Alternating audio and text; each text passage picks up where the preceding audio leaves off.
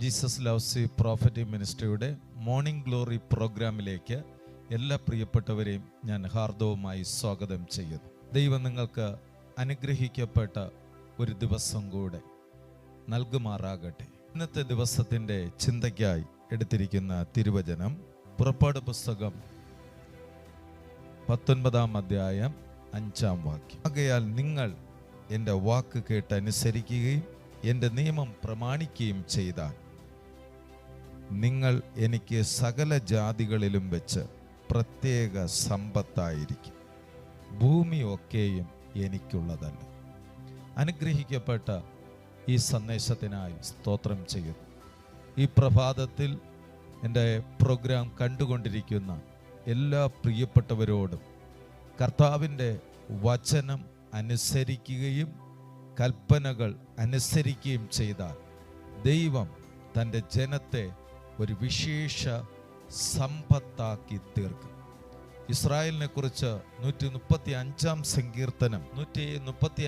സങ്കീർത്തനം 4-ാം വാക്യം പറയുന്നു, യഹോവ യാക്കോബിനെ തനിക്കായിട്ടും ഇസ്രായേലിനെ തൻ്റെ നിക്ഷേപമായിട്ടും തിരഞ്ഞെടുത്തിരിക്കും. ഇന്ന് പകൽക്കാലം എൻ്റെ പ്രോഗ്രാം കാണുന്ന പ്രിയപ്പെട്ടവരെ, കർത്താവ് നിങ്ങളെ ഒരു നിക്ഷേപമായി ദൈവം തിരഞ്ഞെടുത്തിരിക്കും. ഈജിപ്തിൽ നിന്ന് പുറപ്പെടുവിച്ച ജനത്തെ ദൈവം ഒരു നിക്ഷേപമായി ഭൂമിയിലെ സകല ജാതികളിലും വെച്ച് ദൈവം വേർതിരിച്ച് അനുഗ്രഹിച്ചതുപോലെ ഈ പകൽക്കാലം ഈ പ്രോഗ്രാം കാണുന്ന സകലരെ ദൈവം ഒരു നിക്ഷേപമാക്കി തീർക്കും. പൗരസ്ത്യ ദേശങ്ങളിൽ വിലപിടിപ്പുള്ള